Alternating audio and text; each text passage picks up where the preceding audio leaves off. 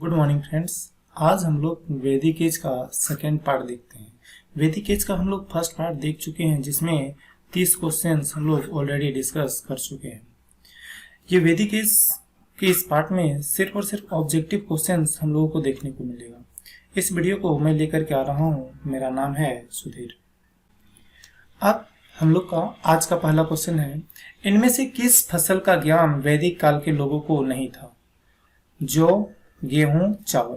ठीक है, तो कौन से फसल के बारे वैदिक लोगों को जानकारी नहीं था? तो जौ के बारे जानकारी था, गेहूं के बारे भी जानकारी था, चावल के बारे भी जानकारी था। तंबाकू के बारे इन लोगों को कोई जानकारी नहीं था, क्योंकि ये तंबाकू जो है ये पुर्तगाली लोग आए थे तब जाकर के तंबाकू आया था इंडिया में। और पुर्तगाली लोग कब आए थे? 1498 ईस्वी में। याद कीजिए, वास्को डी गामा भारत में आया था 1498 ईस्वी में।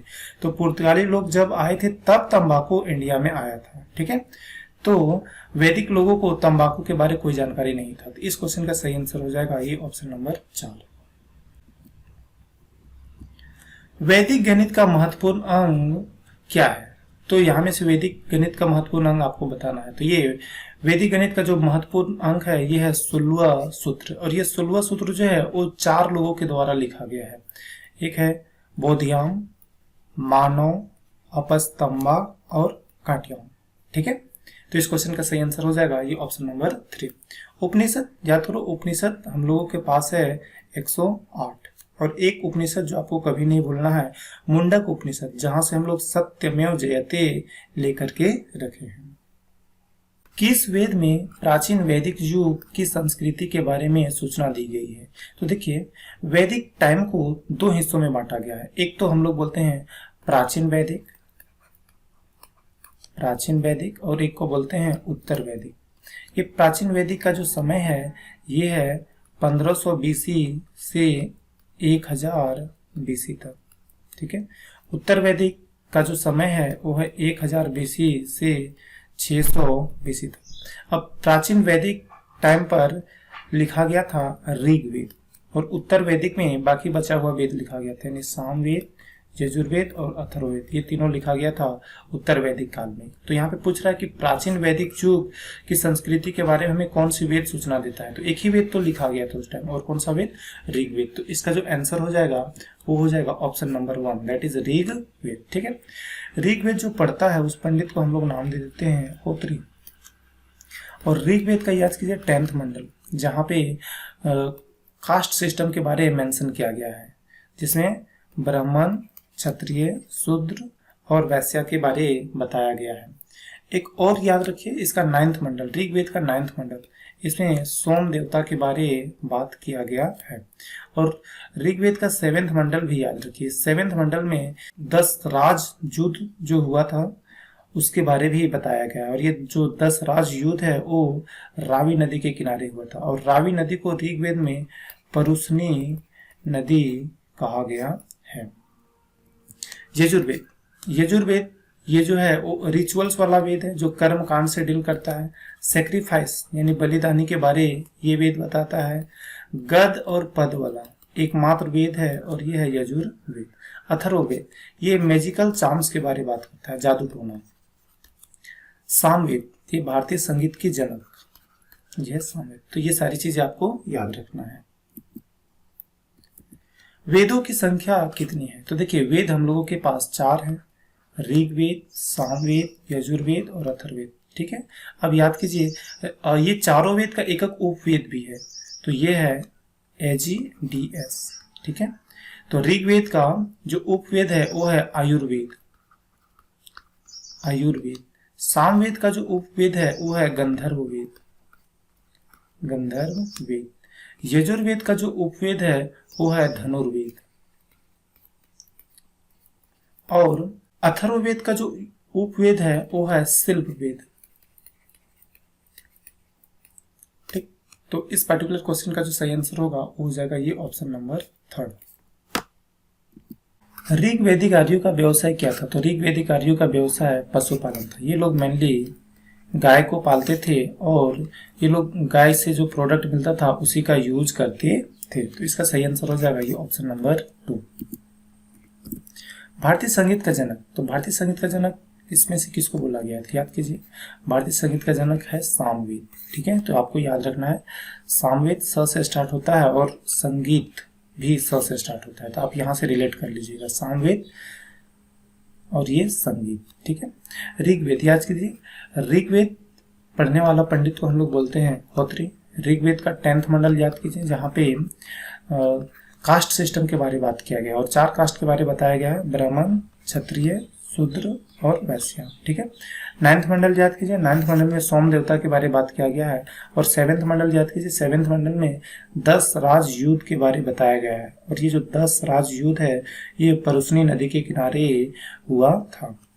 ऋग्वेद से हमें गोत्र शब्द भी मिला है, अस्तोमा सदगमय भी ऋग्वेद से मिला है और गायत्री मंत्र भी हम लोग ऋग्वेद से ही लिए हुए हैं। उपनिषद, हमारे पास उपनिषद जो है वो है 108।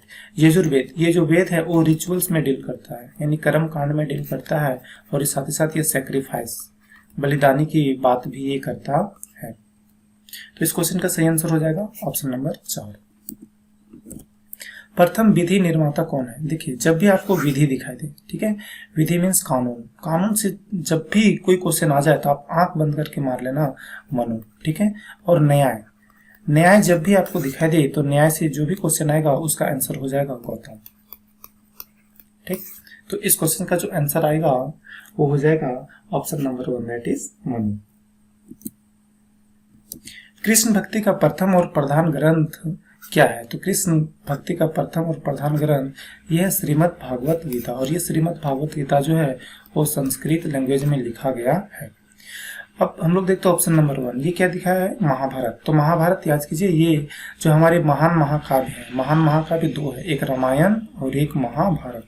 अब महाभारत को हम लोग बोलते हैं जय संहिता, जय संहिता, और महाभारत को लिखा गया है वेद व्यास के द्वारा, और हमारे पास जो लॉन्गेस्ट महाकाव्य है वो है महाभारत।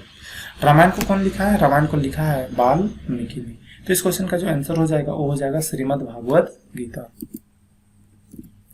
ऋग्वेद में संपत्ति का प्रमुख क्या था? देखो, तो ऋग्वेदिक लोग जो है वो पशुपालन करते थे, पशुपालन में मेनली गाय का पालन करते थे, तो इन लोगों का जो संपत्ति का प्रमुख था वो गाय था। ठीक है, तो इस क्वेश्चन का जो आंसर हो जाएगा option number A, that is गोधन।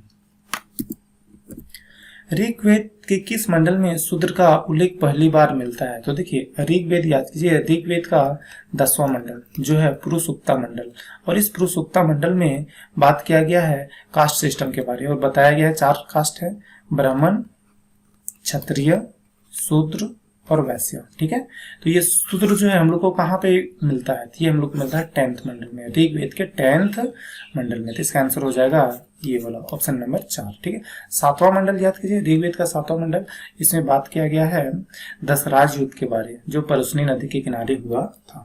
9वां याद कीजिए, 9वां मंडल में सोम देवता के बारे में बात किया गया है। पुराणों की संख्या कितनी है? तो देखिए, हम लोग के पास वेद कितना है? वेद का नंबर 4 है। वेदांग कितने हैं? वेदांग का नंबर 6 है। पुराण का नंबर है 18, और उपनिषद का नंबर कितना है? 108। ठीक है, तो पुराण की संख्या कितनी है? 18। तो इसका आंसर हो जाएगा ऑप्शन नंबर 1। वैदिक धर्म का मुख्य लक्षण इनमें से किसकी उपासना था? यानी कि वैदिक लोग जो है वो मेनली किसका पूजा करते थे? तो वैदिक लोग जो है मेनली प्रकृति का पूजा करते थे। तो इसका जो आंसर होगा ये हो जाएगा ऑप्शन नंबर 1। किस देवता के लिए ऋग्वेद में पुरंदर शब्द का प्रयोग हुआ है? तो देखिए, इंद्र को हम लोग बोलते थे पुरंदर, और इंद्र को बोला जाता था डिस्ट्रॉयर ऑफ फोर्ट्स, महलों का तहस नहस करने वाला भगवान। रेन लॉर्ड, बारिश का देवता।